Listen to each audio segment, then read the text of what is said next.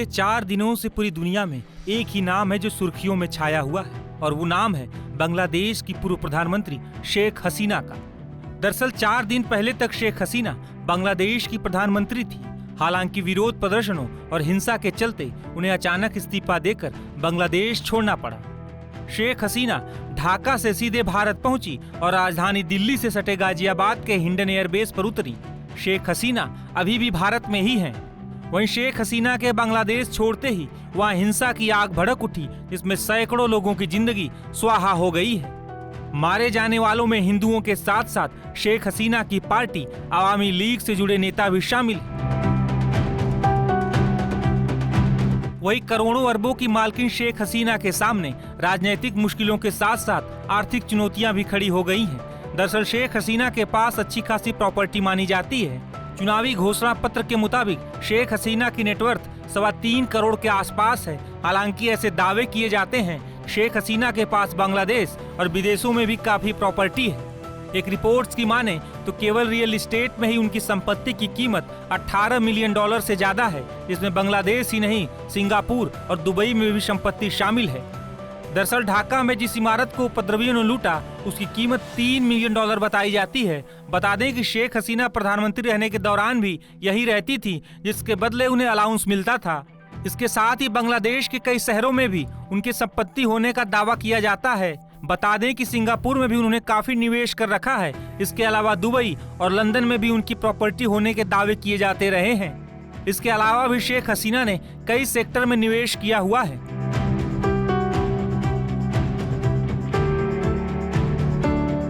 गौरतलब है कि हाल ही में शेख हसीना के घर पर काम करने वाले एक शख्स जहांगीर आलम के पास करीब 250 करोड़ रुपए की दौलत होने का सनसनीखेज खुलासा हुआ था। हालांकि जांच के बीच ही जहांगीर आलम बांग्लादेश छोड़कर फरार हो गया था। इस मामले ने भी बांग्लादेश में खूब सुर्खियां बटोरी थी। काफी लंबे समय तक बांग्लादेश की प्रधानमंत्री रही शेख हसीना अब भारत में हैं। उन्हें लेकर कई तरह की अटकलें लगाई जा रही हैं। ऐसा भी दावा किया जा रहा है कि वो जल्द ही भारत से यूरोप के किसी देश में जा सकती हैं। यूरोप के साथ साथ उनके सऊदी अरब या यूएई जाने की भी अटकलें हैं।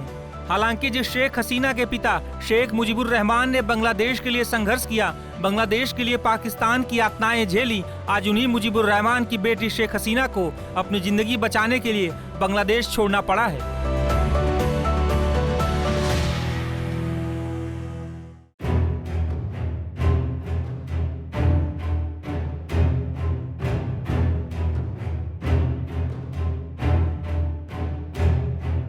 शेख हसीना के पीएम पद से इस्तीफा देने के बाद और आनन फानन में बांग्लादेश छोड़ने के बाद भारत चली आईं।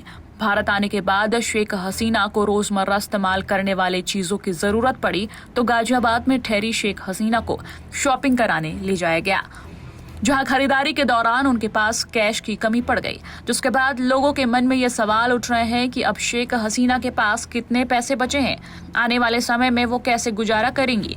ऐसे में चलिए जानते हैं कि उनके पास कितने पैसे हैं। मीडिया रिपोर्ट के मुताबिक बांग्लादेश की प्रधानमंत्री रहते हुए शेख हसीना को 3 लाख टका मिलते थे, लेकिन अब भी उनके पास पैसे के कई स्रोत हैं जिनके जरिए उनको काफी पैसा मिलता रहेगा। बता दें भारत का 100 रुपए 139.67 बांग्लादेशी टका के बराबर होता है। यहाँ पर पब्लिक डोमेन में दी गई जानकारी के मुताबिक शेख हसीना के कमाई का स्रोत बताया गया है। चुनाव के दौरान भी शेख हसीना ने बताया था कि उनको कहां से कमाई होती है।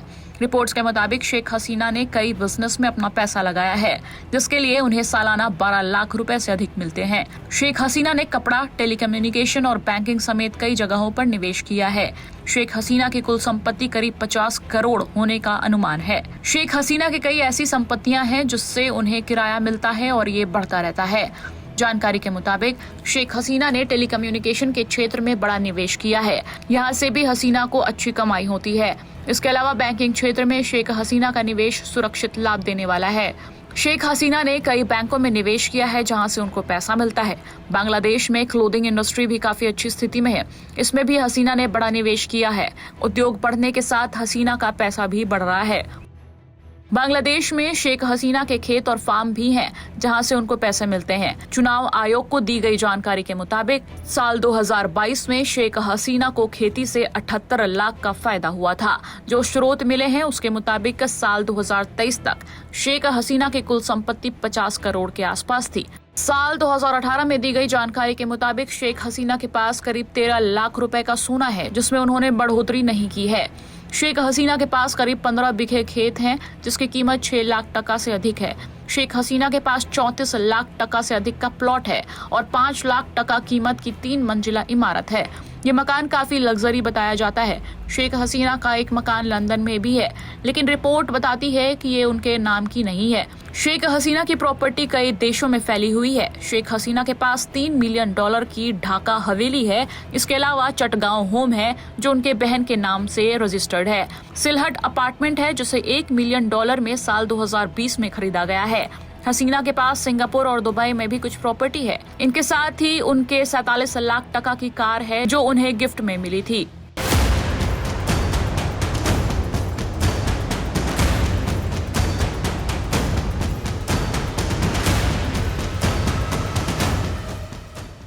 बांग्लादेश में इन दिनों बवाल मचा हुआ है।